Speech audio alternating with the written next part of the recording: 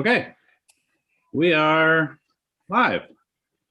All right, welcome everybody. This is the Newcastle Planning Board meeting on March 18th. The time is 6:31. I'll call the meeting to order. First thing not on the agenda, I just want to welcome Lee Emmons back to the planning board and say thank you very much for being willing to come back onto the planning board. It's great to have you. So thanks again. Yeah, thank you. All right, we've got a couple of applications tonight and a public hearing. I'm going to review the first application, not review it. I'm going to say what it is, then we'll open the public hearing. Then we'll hear from anyone who wants to say anything about the first application for the cellular tower. We'll close the public hearing and then the planning board will review the application and then we'll move on to the second application. And then I've got a couple of items of new business that didn't make it onto the agenda, and I'll just ask for after we get through the two applications, we'll just discuss those, and they're real quick things, nothing huge. All right, so first thing on the agenda is actually the minutes for approval from the February 18th meeting, 2021. Do we have a motion on the minutes? Peter McNaughton makes a motion to accept. Kevin seconds. Any discussion about the meeting minutes from? Any comments? I do know I want to thank Shelley for doing these. Public hearing meeting minutes are difficult, and I think she did a great job of capturing a lot of what was said. A lot of people said things, and she did a real good job, I think, staying true to making sure that was recorded. So thank you very much, Shelley. If there's nothing on the minutes, all in favor of accepting the minutes from February 18th. All right, I'm going to call that 4 with Lee abstaining because you weren't here that meeting. All right, set that aside. All right, so the first application is actually a continuation of what we started to review last month. It is for Bell Atlantic Mobile Systems, LLC, doing business as Verizon Wireless. And we have their representative with us tonight, Sean Mahoney. Hello, Sean. And we also have some other folks. We have Jim Corbett from the Second Congregational Church, and also Keith. I'm not sure how to say your last name. I apologize. I'm terrible. I don't want to mangle it. But I understand you are also working with Sean and can provide information should we need it. Great. So just to synopsize here what we're talking about, the permit application is for the installation of a wireless communication facility along with an equipment room installed within the church, I should say the Second Congregational Church in downtown Newcastle, with the radio equipment installed within the steeple of the existing church. So we'll be reviewing that under the Newcastle Tower Ordinance when we get to the review portion. But for now, I'm going to open the public hearing, and real quickly, I'm just going to discuss how we do public hearings on Zoom. Anyone that would like to speak, raise your hand. I'll either ask you to unmute or I'll unmute you.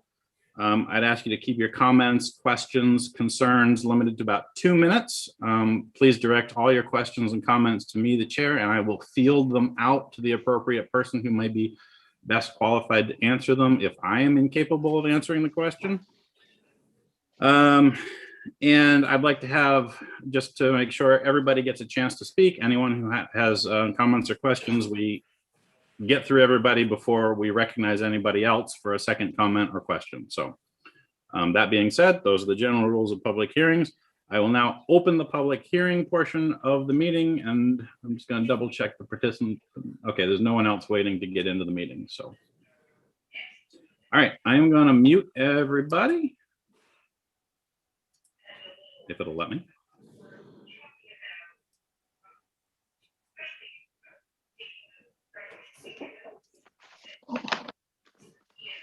Did it work? No. Okay. All right. Okay, so I will now open the public hearing portion of the meeting regarding the cellular tower to be installed inside the second congregational steeple. Does anyone have any comments, questions, etc.? Priscilla Glendenning, I'm going to ask you to unmute. It's going to pop up there on your computer. Just hit the unmute button. Should be in the lower left-hand corner of the screen.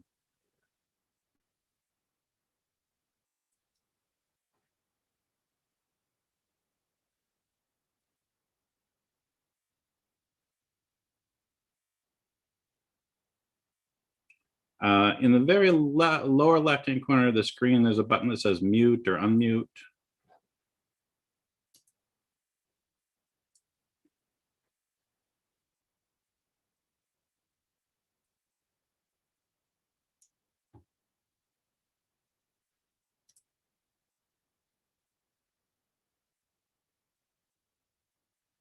All right, I'm gonna send you another request to unmute here.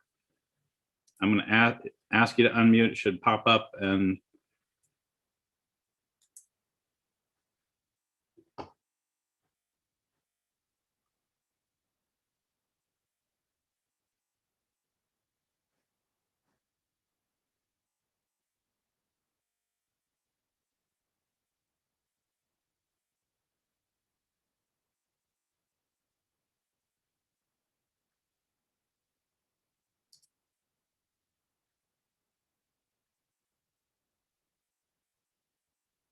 okay, Priscilla, you're still muted. Can you hear me? Give me a thumbs up if you can hear me.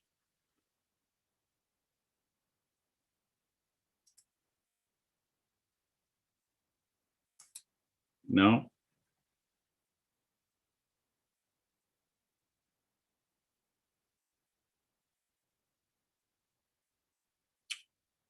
Okay.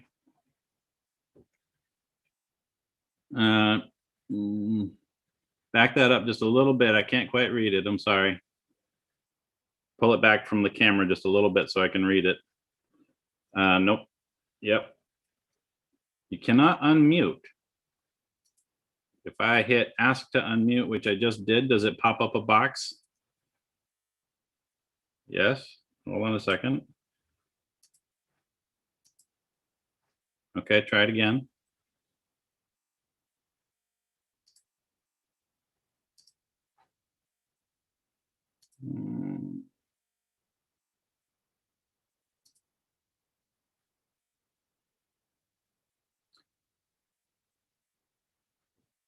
Do you see a mute icon in the lower left-hand corner of your screen?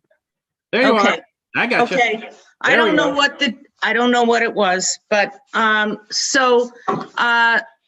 have a home within probably 400 feet from the steeple of the church. Okay, so my first question is this transmitting or receiving? Well, before I recognize either of our two folks with me, I can just say I know from the application it's a cellular tower, so it's doing both. It's doing both. So my main concern is the radiation from transmitting and receiving tower. Okay, specifically? Yes, specifically, I'm interested in what are the health hazards, as there's been documentation that having radio towers within the vicinity of homes where people live, they're at risk for radiation exposure. Okay. So if someone could give me some information on that. Great. Sean or Keith, which of you is best suited to answer that question? I can start. I would like to mention that pursuant to the Telecommunications Act, state municipal zoning boards can't make any decisions of the supposed health effects of wireless communications facility. The FCC has accepted that from your ability to make any decision. That being said, we have submitted documentation that shows that we are well within the FCC's regulations concerning any emissions, and they are, if we are within the range that is deemed acceptable by the FCC. And what would that be? I don't What is the range that's deemed safe from the FDCC, as you're stating? What is the range? I don't understand what you mean by the range within X. I don't understand the question. Well, if you made a statement like that, so that would make me or lead me to believe that there's a distance that is deemed safe. Yeah, we've submitted materials that show where the safe distance is. I know from communications you made with the town, you had submitted a study from, I believe, Sweden, where Right. there were concerns about radiation. And if you look at that, it was done at 6 meters, which is about, I think, 19 feet, where Okay, there was an issue. You're, like you said, you're over 400 feet away. And in our submittal, there was a thing that shows that as the further you are away from the base station, the less likely you are to have any sort of health effects. But again, the board cannot base any decision on whether or not there are supposed health effects from the radio frequency emissions. so that's excluded. Correct. Any safety hazards are not a consideration for the radio tower. Not for a municipal board, no. As long as, and we have submitted to the board a report done by C² that shows that we are within the acceptable limits as determined by the FCC. So we've met our burden of proof. So I had done some reading, and it seemed like 150 to 500 feet from a transmitting receiving tower, and supposedly there's greater radiation depending on whether it's receiving or transmitting. I'm not real knowledgeable, but my health is important. And that's why I'm presenting these questions, that if I'm within the 150 to 500 feet that's stated, you know, this area right here, there's a business. It's kind of a mixed. I'm one of the few probably residential homes that are close to the tower. So does 150 to 500 feet, does that have any bearing? Have you heard that at all as far as safety? I don't think it's appropriate for me to answer that question. It's Yeah, and I'm going to interject real quick here and say, Okay, Priscilla, I believe Sean has already answered to the best of his ability, and Sean is also right, and I reviewed the law in this regard. The FCC has set limits on what local municipalities can do to, you know, in their review of these types of facilities. They are within their legal rights, and they have provided all the documentation to us, you know, regardless, showing what the, you know, power usage is of the cellular towers, and it's consistent with FCC guidelines for a cellular tower of this type. could you send me those guidelines that you have from the FCC on? We can send you a the- copy of what they submitted in their permit application. Yes, Absolutely. would you do that? Yeah, Yes. we can do so that. I- I'll ask can- Shelley to get that to you. Mhm. Do you have any other comments or questions at this time? So the other issue was the equipment that will be needed to have that tower up and running, that you said is within the church, correct? I believe I believe and we'll get to the review of the application where it talks about the specific parts of the installation, because there's, I think, three main parts that we're going to be talking about. One are the radio antennas themselves, which will be located in the steeple portion of the church. There'll also be an equipment room, I believe, on the first floor of the church. And then outside, there will be an air-to-air heat exchanger, I think presumably to keep that equipment room cool in the summertime. And that's just my guess, but we'll get to that, I think, when we get to that. And those are the only three portions of the equipment that we need to review under the tower ordinance. Yep.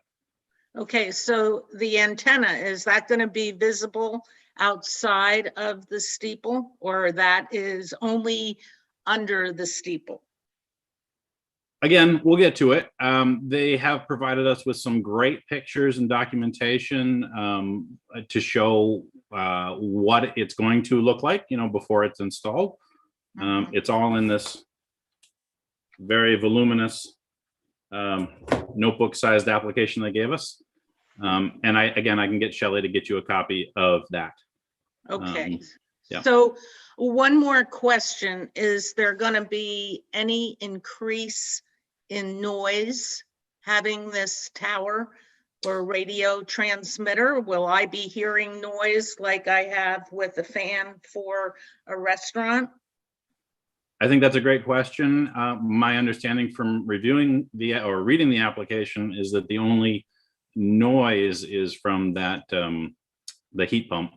Yeah, The antennas themselves don't emit any noise, but again, we'll review that in a minute if you want to stick around and listen to the rest of the review. and then one last question. So there must be benefits to the church to allow this radio tower. I'm sorry, is that a question? What's the question? Is there financial gains to the church to allow this radio tower? I don't know. That's actually not pursuant to the review of the application. It has no bearing on whether the application goes forward or not. And that's between Bell Atlantic Mobile Systems and the Second Congregational Church itself. Okay. And the town is only trying to maintain what is written that's allowed for radio towers in the town, right? That's correct. And- Under the tower ordinance. Okay, so does the town benefit in any financial gains by allowing the tower, radio tower, to be located in the town of Newcastle? That's not part of what we're doing here tonight, and Where? I don't know the answer. You don't know. I don't know the answer, and it's not part of what we're doing tonight. Okay. We're just Okay. reviewing the application. Those are my questions. So thank Okay. you. Thank you very much. I'm going to Okay. put you back on mute. Okay, so if you have Okay. anything else, raise your hand, and we'll go through the unmute process again. Okay, thank you. Thanks. Okay, do we have any other questions or concerns, comments about, for the public hearing portion of this meeting before we close the public hearing and begin the review? Seeing none, I will go ahead and close the public hearing portion of the meeting, and we'll move on to the actual review. Sean, do you want to say a couple of words as introduction, just about what the project is? And you don't have to go into a whole lot of depth, but just for the record, anyone that might watch this later. Sure. As you all remember from last month, my name's Sean Mahoney. I'm from SAI Communications, representing Bell Atlantic Mobile and Verizon Wireless. What we're looking to do is do kind of a pinpoint coverage for the Main Street business area and the valley created by the Damariscotta River. We have a facility that's proposed for a center line of 68 feet within the steeple of the Newcastle Second Church of Newcastle, to cover this pretty much this immediate area. And what we're planning on doing is removing the metal rebar that exists on the church right now, putting the antennas up in the steeple in the existing openings of the belfry, and we'll be covering that up with some radio frequency friendly mesh. So it should look pretty much the same. It'll just have a different material covering the openings in the belfry, keep birds out, and whatever the case may be, and to maintain the appearance. There'll be interior cables in the building, as you mentioned, running to an equipment room that's on the first floor in the rear of the church, in the new section of the church.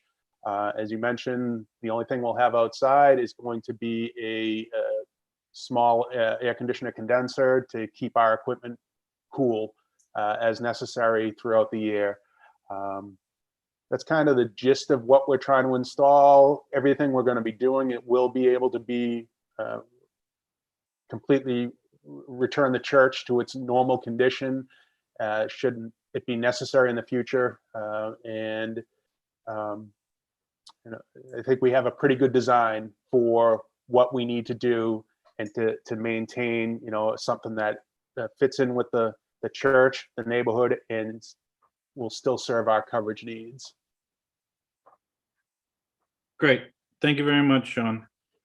All right. So for anyone that has the application booklet in front of them, I just want you to maybe, from a design perspective, look maybe starting on page, shoot, I don't know what page it is, but where the photographs start in section, is that section 2 of the application? There's a visual analysis. And we've got a picture of the downtown. And then we've got a picture of the church itself.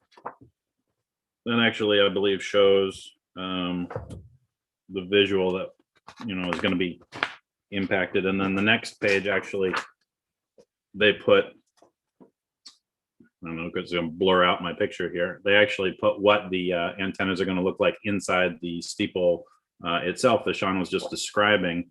And I can't show it here, but there are these 2 little slightly darker gray lines. I doubt anyone would even know they're there after it's installed. It took me a minute to even recognize what it was that the arrow was pointing at, to be honest. So I think at this point, I'm going to switch over and we're going to talk about the tower ordinance. That's what we need to review this application under. And I'm going to just point out a couple of things in the tower ordinance. And then we're going to jump down to how we review this application under the tower ordinance. And then we'll talk about what you've presented here in the application. So the very first sentence of the tower ordinance, if you have it in front of you, for anyone who doesn't, it's readily available on the town website under ordinances and resolutions.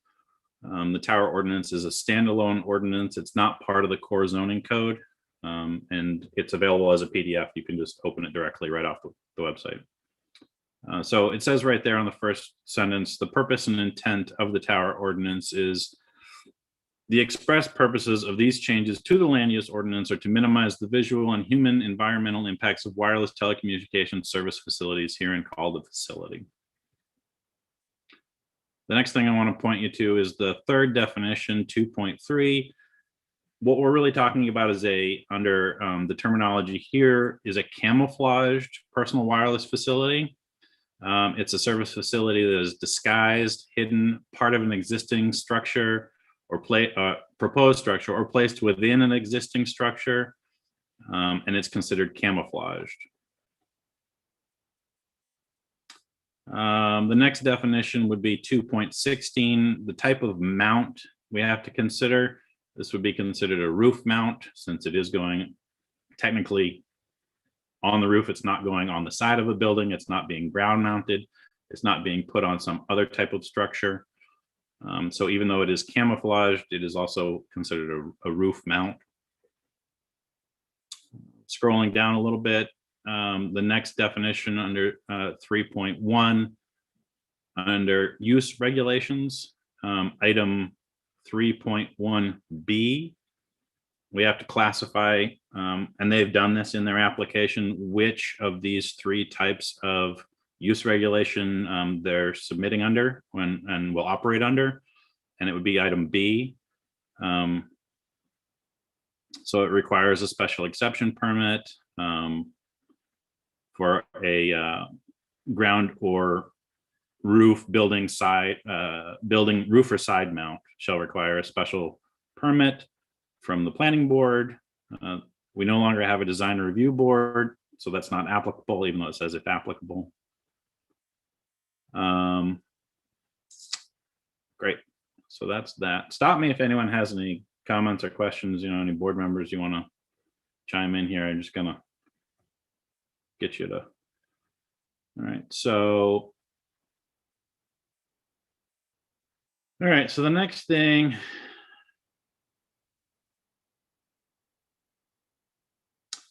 Item 0.32 at the top of the next page. Location applicants seek approval for a personal wireless service facility shall comply with the following. Item A, if feasible, personal wireless service facilities shall be located on existing structures, including but not limited to buildings, water towers, existing telecommunications facilities, utility poles and towers, and related facilities, provided that such installations preserve the character and integrity of those structures. Then under dimensional requirements, item 3.3C, height. Since we are talking about a side or roof mounted facility, there's language that talks about how it can't, protrude more than a certain amount of feet above the roof of the existing facility. But again, since we're talking about something that'll be contained within the steeple, this actually doesn't apply.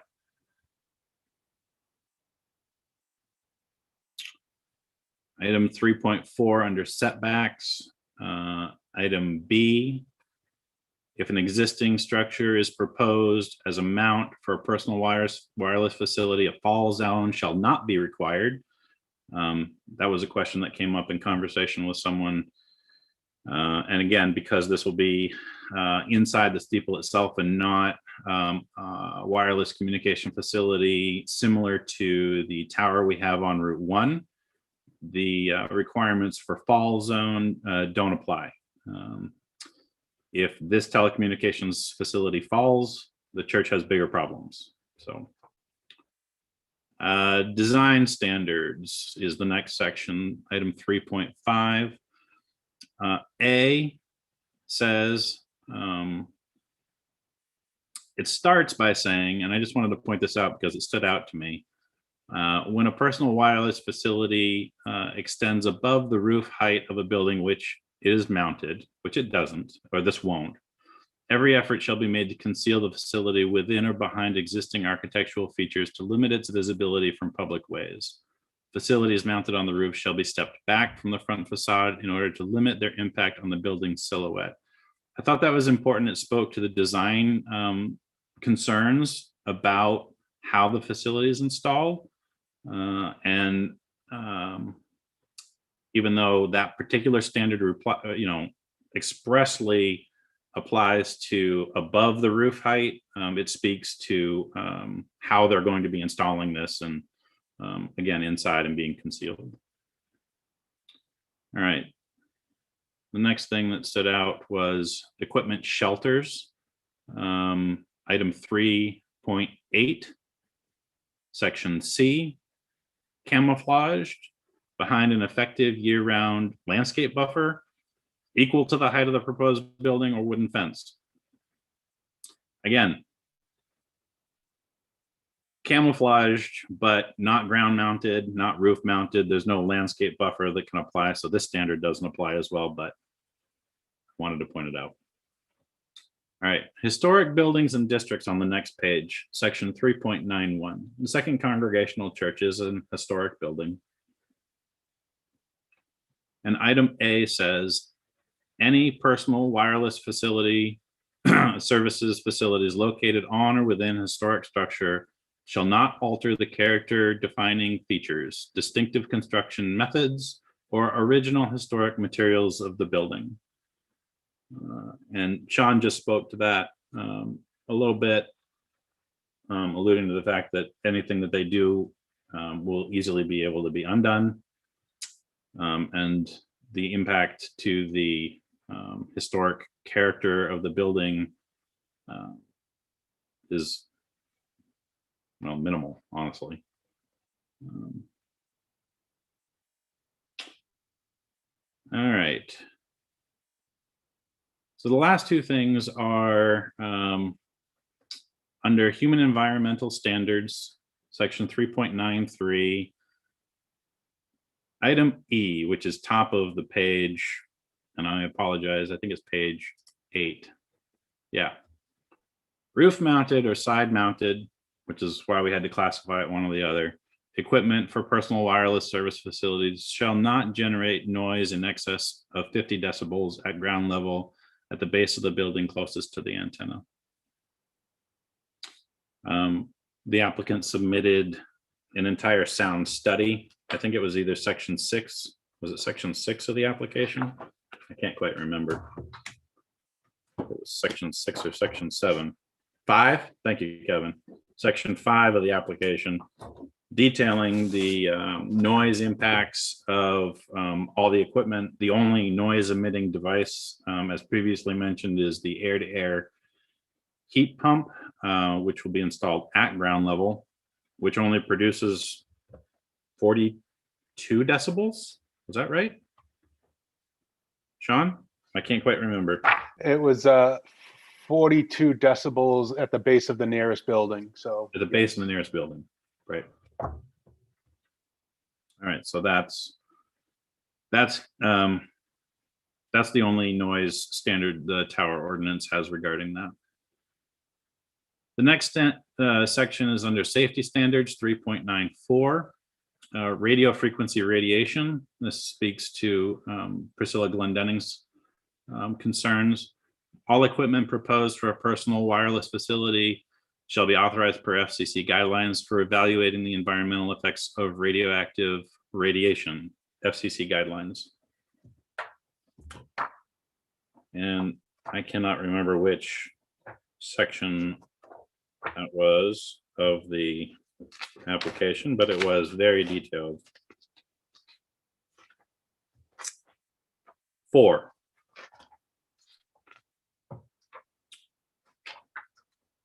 Calculated radio frequency exposure report done by C Squared Systems LLC.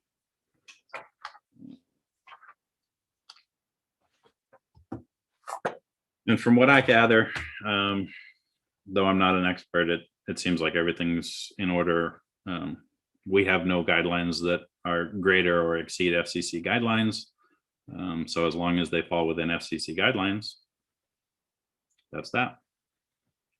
All right, so the site plan review process itself is literally that we go through starting at item 5.0, the site plan review, location filing requirements, a townwide map showing the other existing personal wireless facilities in town and outside the town within 1 mile of its corporate limits, the proposed location of all existing and future personal wireless facilities in the town and townwide map for this carrier, which they've provided. Excuse me. Citing filing requirements. I'm not going to read all these. There's 1, 2, 3, 6. There's 6 of them.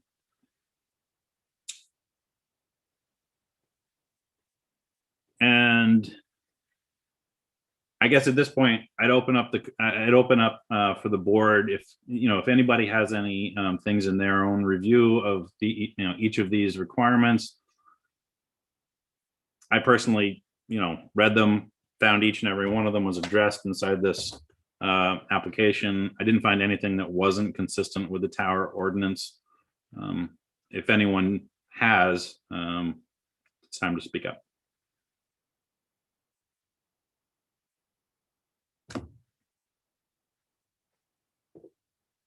I'm sorry, Priscilla, are you trying to get my attention?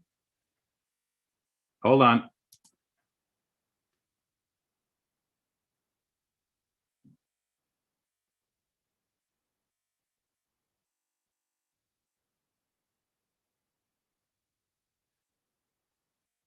No, you're not. You're still muted.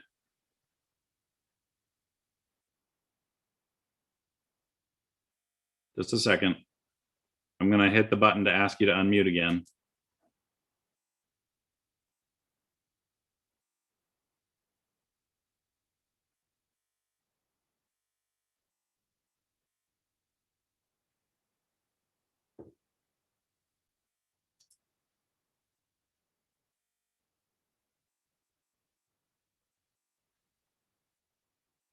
Is it not working? It's not working. I don't know what's going on. I'm sorry. All the settings are correct. It must be something on your device that's causing you issues. I apologize.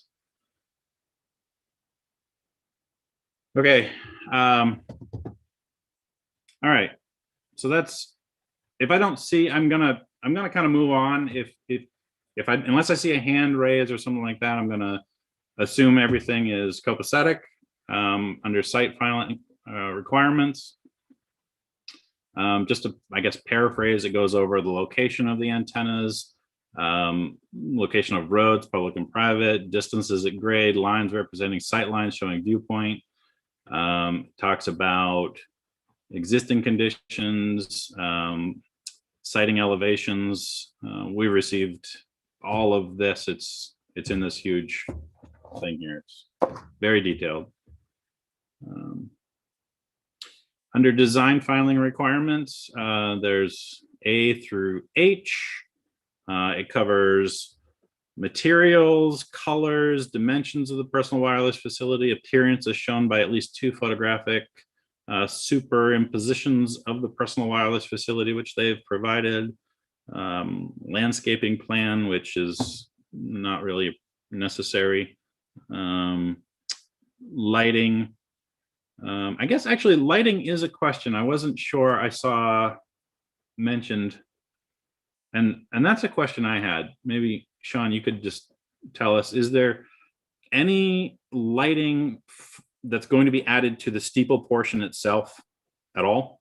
No, we have no need to. To be honest, I can't recall if there's lighting, there's lights on the church itself, but we're not adding anything. So the devices themselves don't have blinking lights. They don't have No LED lights. They don't have anything that might be seen from a distance. In the wireless industry, we try to avoid having any lights on any of the equipment. The only time we do put it in there is if there is some sort of determination by the FAA, it could be a hazard to navigation, and then would put, depending on the standard, a red light or a flashing white light or whatever the case may be. But other than that, there's no reason to light up the equipment. And like I said, we avoid it at every possibility. I can understand, requiring lighting for, a tower like the one that's on Route 1, obviously for low flying aircraft or whatever. But for this one, I just wanted to make sure there wasn't going to be any other, light impacts in the downtown district. Okay, so 5.1 noise filing requirements. We've already mentioned that. 5.2 radio frequency radiation filing requirements. We've mentioned that. 5.3 federal environment filing requirements. That was a whole different section of the application, was it not? I think it addressed each and every one of those things.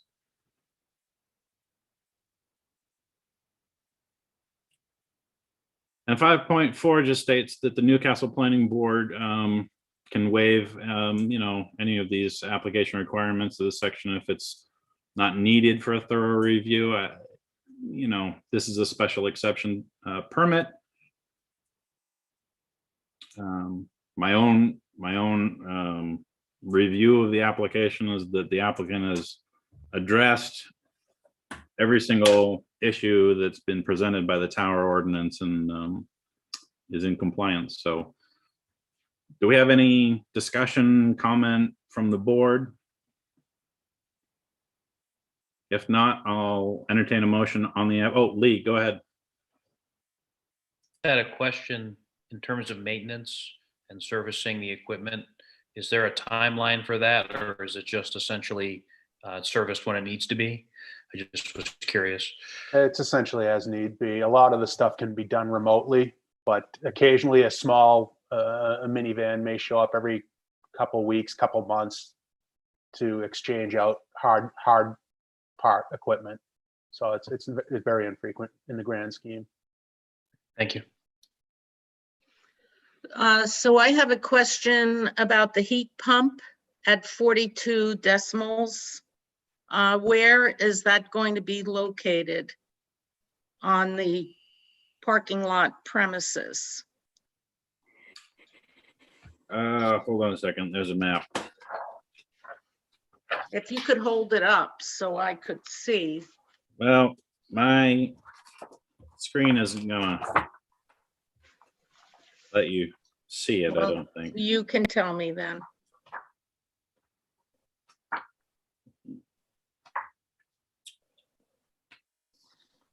If I may, it's just on Go ahead. the left rear corner of the building behind the existing staircase. Behind the church, near the water, near the the- water?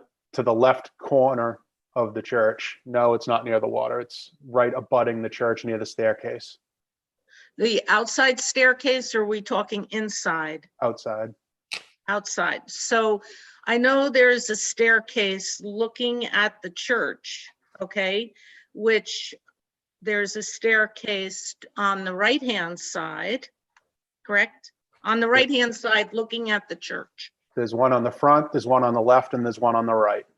We're And one behind the on- one on the left. So it's on the left. Is it closer to the road or is it further towards the river? Uh, It's probably equidistant from both. And it's near the stairs or is it on the The perimeter? It's Right. right near the stairs. And it's supposed to be, or you said 68 feet from a home or a residence with that decimal 42 for sound? No, the tower ordinance requires that no equipment emit sound greater than 50 decibels, but because the tower ordinance doesn't describe or define where the 50 decibels is measured from, the applicant actually provided a great description.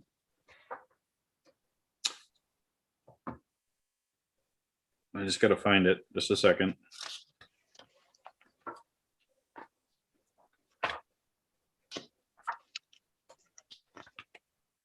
Hmm.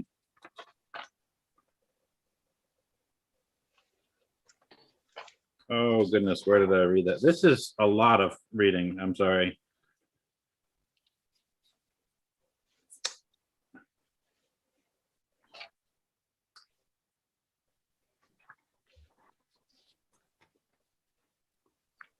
Was it near 3.93?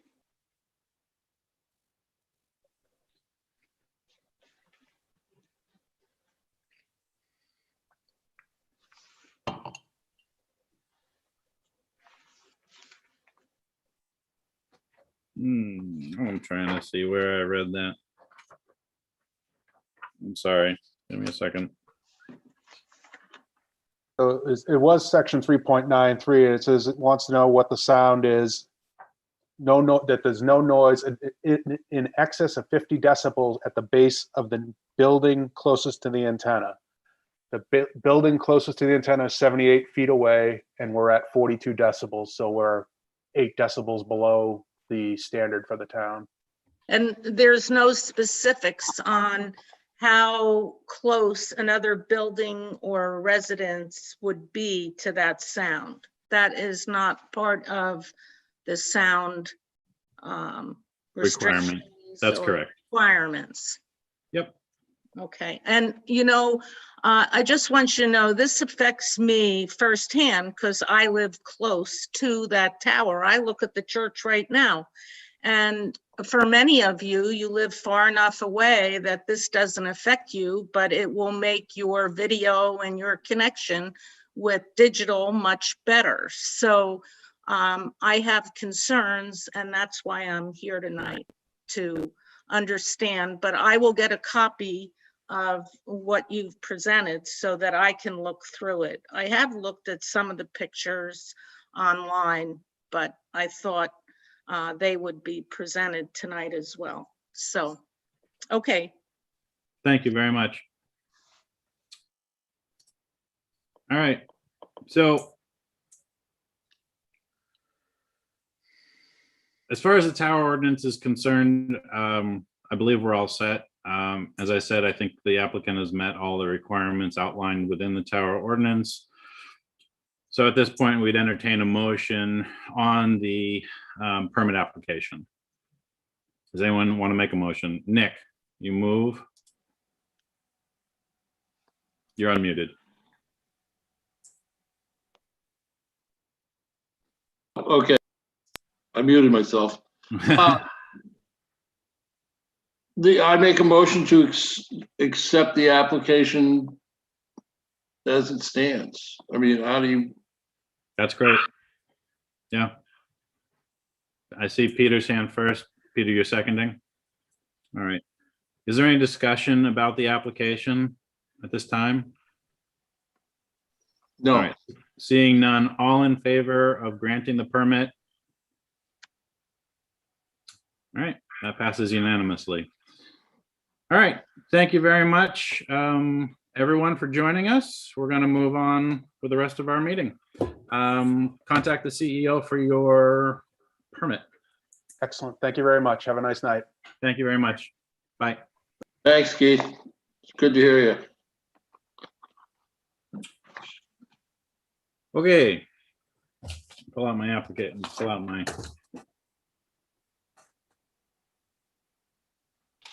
All right, so the next thing on the list is Rob Nelson. Application number 2 proposes to remove an existing crib-supported pier and construct a fixed pier with a seasonal ramp and a float in the same location. When I spoke to Rob earlier today, he said he'd be watching the live stream. There he is.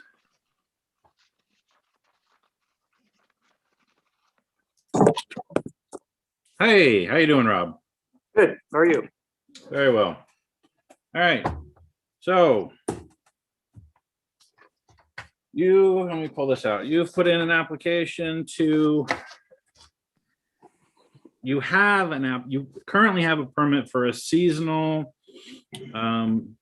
dock and float, ramp Correct. and float that you take in and out every year. That's correct. And you're proposing to replace it with a wharf, ramp, and dock that it's permanent, the ramp and float of which will be removed seasonally. Correct. Okay, great. So, I've, as you can see from the packet of stuff, the permanent pier requires an additional permit that a seasonal pier does not. A seasonal, anything going into the river requires a Army Corps of Engineers permit. But the permanent pier additionally requires a state DEP permit. I've applied for both and received approvals for both. Those are attached at the end of the packet of my Newcastle application. yeah. Okay, so the way to handle this is actually under the shoreland zoning portion. Again, that's not part of the core zoning code. It's available as a separate PDF on the town website. I'm just going to pull it up real quick. The section on piers, docks, wharves, bridges, and other structures and uses extending over or beyond the normal high water line of a water body or within a wetland begins on page 17 of the shoreland zoning.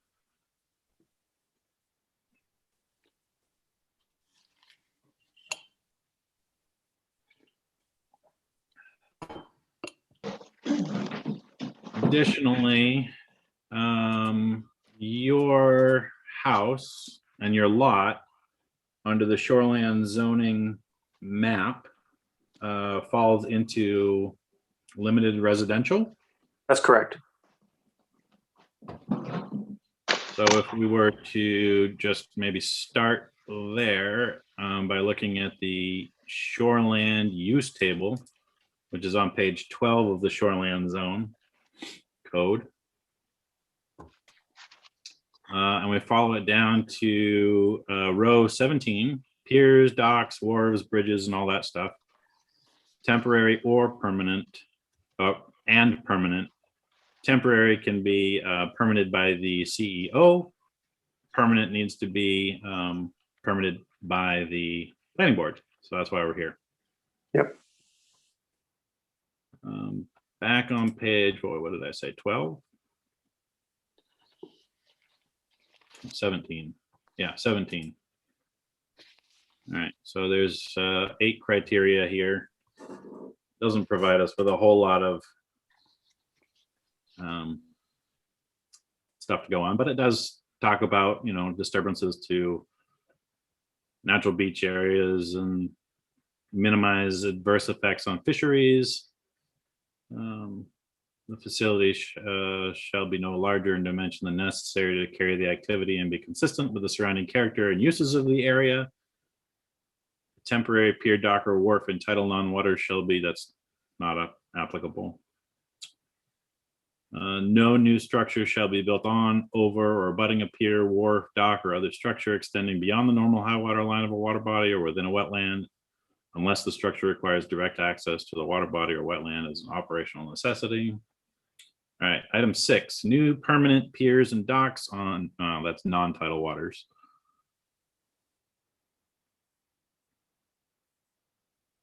Okay, Well, that does reference the Natural Resource Protection Act, which is the basis of the DEP regulation right, that is applicable.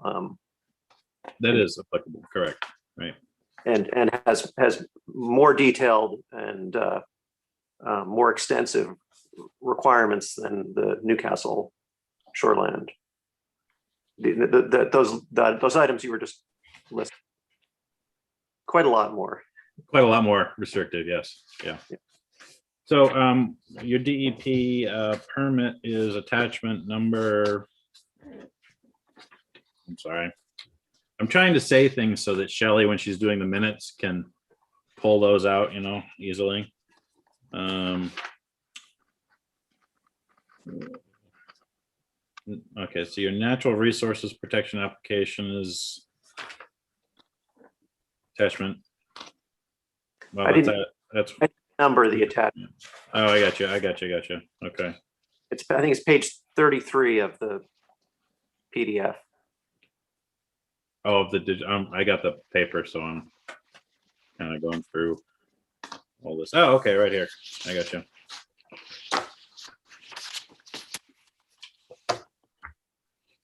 And the state Natural Resources Protection Act application and approval are also more rigorous than the Corps of Engineers process. All right, so just for the record, what you're proposing to build is I don't want to read this whole thing out because it's very verbose, but essentially it's a 3'6" by 40-foot wharf with a 3-foot by 50-foot aluminum ramp and a 10-foot by 20-foot drum float with skids. Correct. Honestly, it sounds very, very similar in size and shape and construction, other than the aluminum ramp to one that we just did a couple months ago, just up the river a little bit, actually. And they had to go through all the same stuff, DEP, Army Corps, all the fun stuff. So, And in this case, one of the things I think that made DEP happy is that the pier section is actually going to be higher above the grasses than the seasonal pier that it's replacing. So I think it'll actually have less impact on the shoreline, aside from the activity of requiring to assemble it and disassemble it each year. I think it'll have less impact on the river bank than the seasonal pier. Well, but this So that seasonal pier you take down every year? Yeah, So, but as far as, you're not pouring any concrete? You're The- the- not the only, you're driving pilings? yeah, the only direct impact are the piles. The shade from the pier is considered an indirect impact, but the only direct impact, as you say, are the piles. And that's less than 8 square feet Correct. total. Yeah, And so you're not piling up any granite, you're not pouring any concrete, you're not drilling any ledge and putting in steel anchors, none of that. correct. So it's really just a better built seasonal pier that'll last all winter. Well, it's going to be a lot more rugged. The pier that I had was H frames, multiple sections of H frames. The new pier will be significantly more rugged. Will be designed to survive ice that the seasonal pier obviously was not designed for. Well, I know, but most of the piers I deal with are, riprap and, Right. 150, 200 to 1,000 yards of concrete, this is. Well, I don't think pretty- I don't think DEP would have liked that. Well, it still happens. Right. All right. Do we have any other questions for Rob about his pier wharf?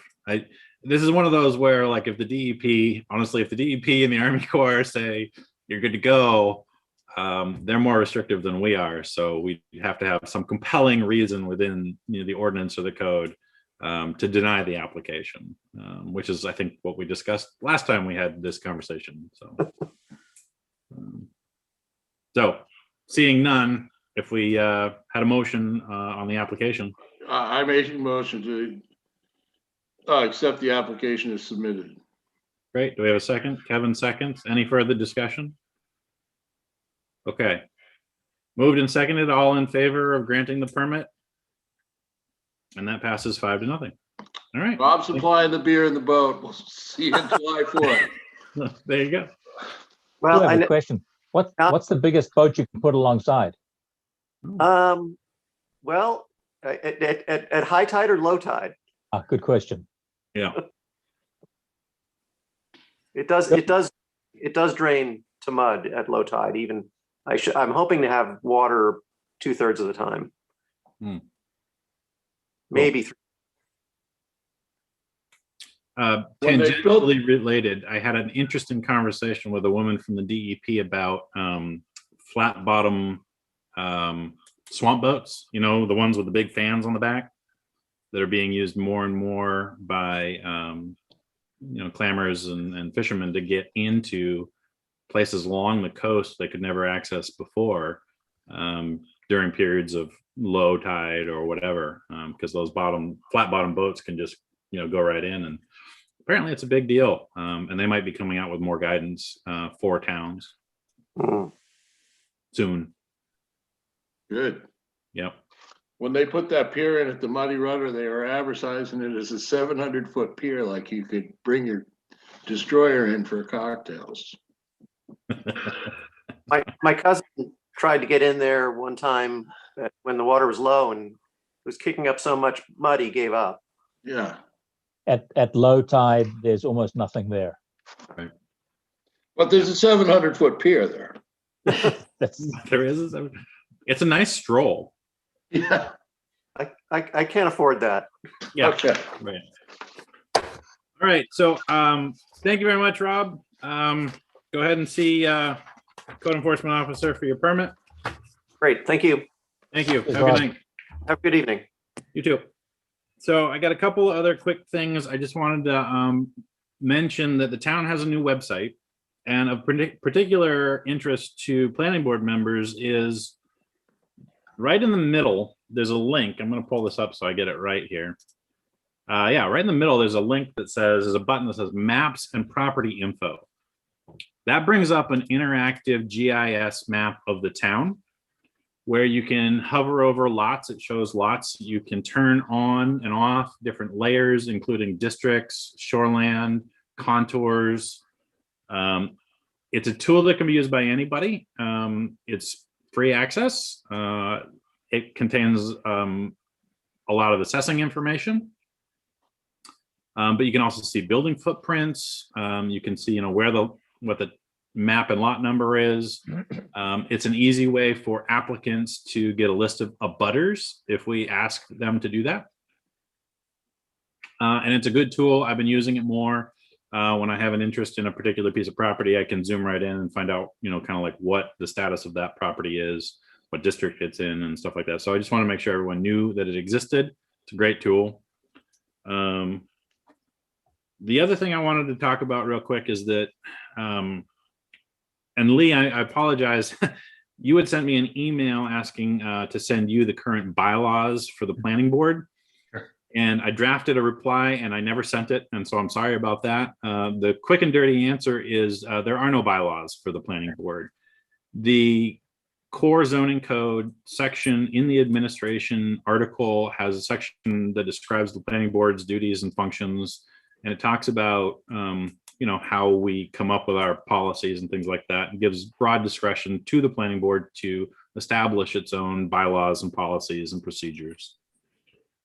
It's one of the things on the list that I'd like for us to do. And MMA has an upcoming planning board members workshop.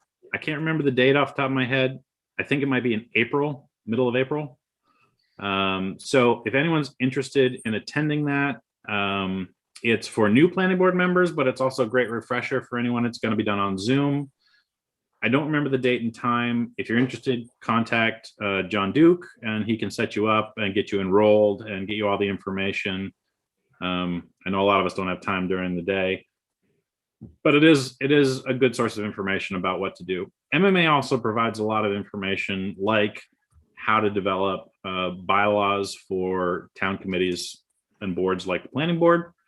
That's one of the things I think we should look at, adopting either a sort of boilerplate bylaws or setting up a very basic set of bylaws that we can just operate on, saying things like, this is how we're going to operate. These are the types of policies we want to have. And I'd like to suggest that we actually create a policy right now as kicking that off. One of the things that the old land use ordinance required was that applicants provide 7 physical copies of their permit application to the town to distribute to board members. Everything's gone digital. Pandemic has changed everything. And to be honest with you, requiring applicants to provide that much paper just strikes me as insanely wasteful. So I'd like to propose that we adopt a policy tonight moving forward to require applicants to provide 1 physical copy and 1 digital copy of the permit application and all the required addendums and attachments, errata, and have the board secretary distribute the digital copy instead of the physical copies, which would eliminate the hassle of us having to go pick up the physical copies at the town office. If someone wants a physical copy, we would have that 1 required physical copy that we could either photocopy or print off from the digital copy. But I think this idea of requiring 3 or 4 or 7 physical copies of paper, I mean, this thing's like 100 pages long. It's ridiculous, right? I mean, it's a great application, but an insane waste of paper, right? So I don't know. I'd like to propose we discuss that and maybe make a formal motion to make that a policy. What do you guys think? I'm not so hot on that idea. Really? Only because I'm a computer nincompoop. I read plans, I read paper. That's my, it's not that I can't surf the web and stuff like that, but I can't, I can't modify a document. I'm a hammer and nails kind of guy. Sorry. It's, maybe, And I don't, that's not the thing I do at night. I don't sit down and learn that, it's not, that's not on my, I have a lot of other things I do, but that's not one of them. I think, I mean, I'm not, don't mean to throw shade on you. It's just that I need paper. yeah, no, that's great. My only, I think you can still have that. My idea behind the policy was any planning board member that wanted a physical copy could get one from the town office, but that we wouldn't require it from the applicant.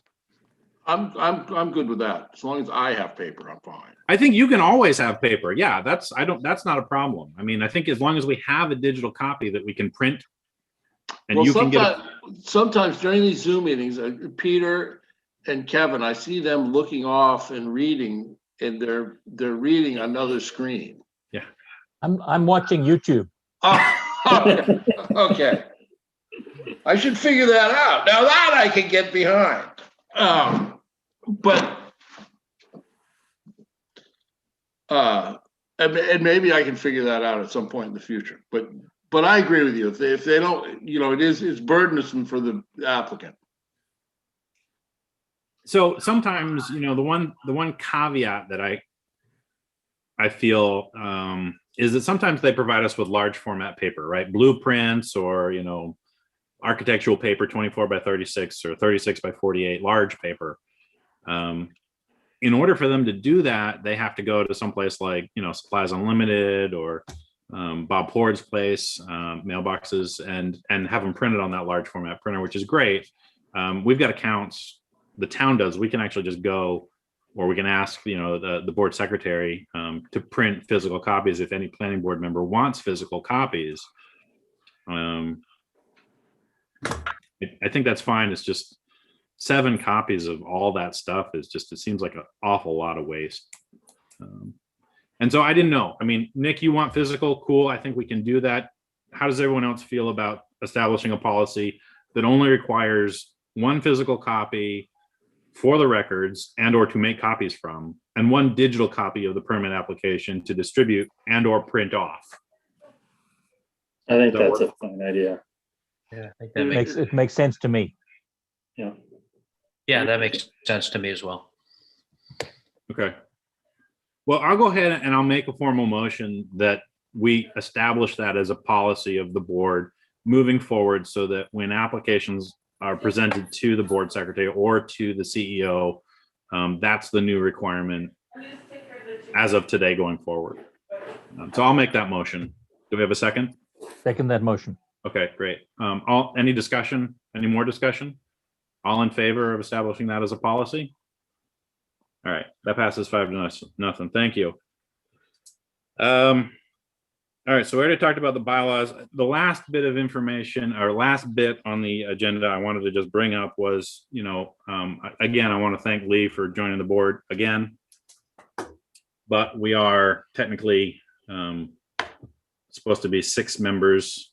And we haven't had David Hewitt at a meeting. He's been at 1 meeting, I think, in a year and a half. Is that correct, Nick, Peter? I wouldn't say quite a year and a half, but it might feel that way. I don't know if somebody's looking at all the back minutes, they could tell you that. And if you got that, that's pretty close to it. I mean, I was thinking, So I'm on several boards, and one of the,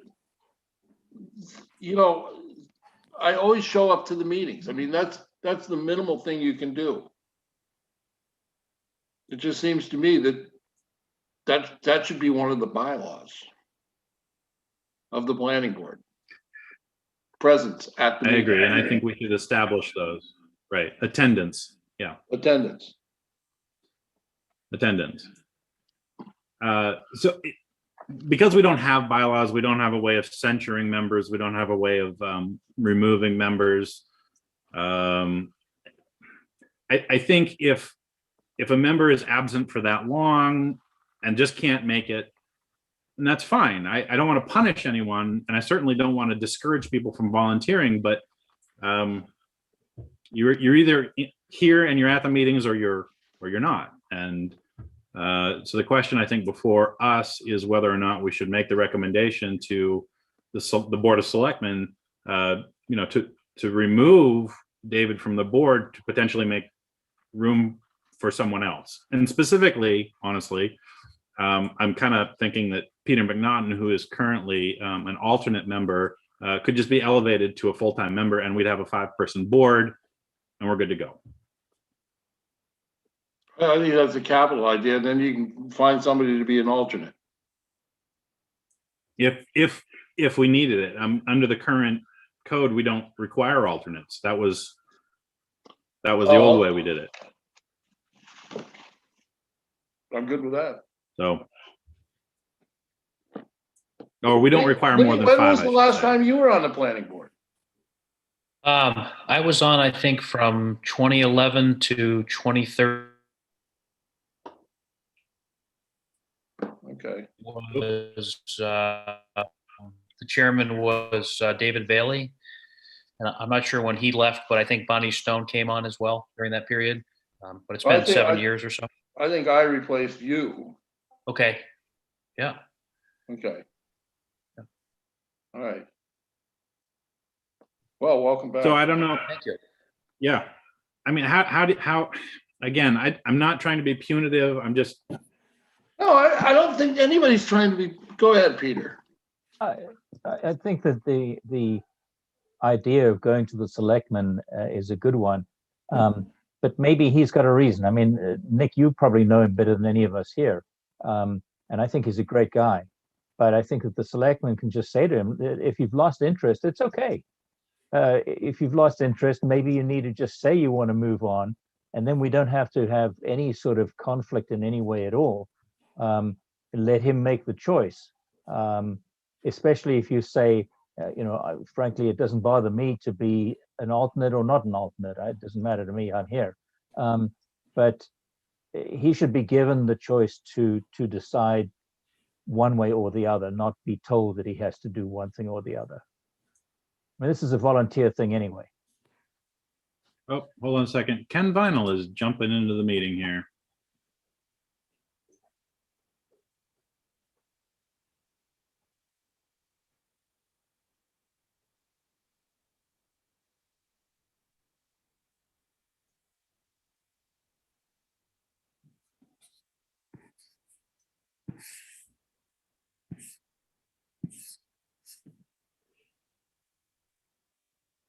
Well, while his audio is connecting, Peter, I think that's great. Maybe it's just a recommendation we pass on to the board to say, hey, I mean, they're the ones who are responsible for making the,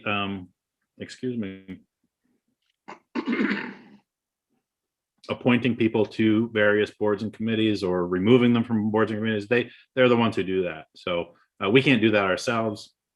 It's just that, again, if we don't need to be sending him information and having him, if he's not interested, if he's lost interest, I think, we should thank him for his service for, he's been on the board for years. And let's make you a full member and we can move on from there. Hey, Ken, how you doing? You gotta unmute him. Oh, sorry. Unmute. There you go. How you doing? Did I unmute it? What's that? Didn't I unmute it?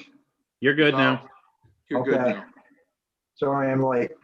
That's okay. We're just wrapping up. We approved both of the permit applications. Okay. They'll both be contacting you Okay, good deal. without conditions. Well, that's good. No conditions to worry about. No conditions. Good. And actually, we were just wrapping up. That's all I got on my punch list. I think. Okay, so I made it in, now we're gonna make it out. Sorry about that. No, it's my fault. So I'm slowly picking away at a revised permit application for managing permit applications that captures a little bit more from the core code. I'll get it to you as soon as I have something that's closer to a draft. We can Okay. discuss that. Yeah. and then the bylaws. I think MMA has a boilerplate bylaws, and maybe I can just download that, distribute it to everybody, and when you feel like you really need to fall asleep some night, you can try reading it, and then eventually we'll talk about it and maybe adopt some bylaws just to codify how we work. Is that good? Fine. All right. Well, without objection, then I'm gonna meeting adjourned. Okay, I'm Thank you leaving. very much. Have a All good right, evening. guys. See you Thank you so later. much. Have a good night.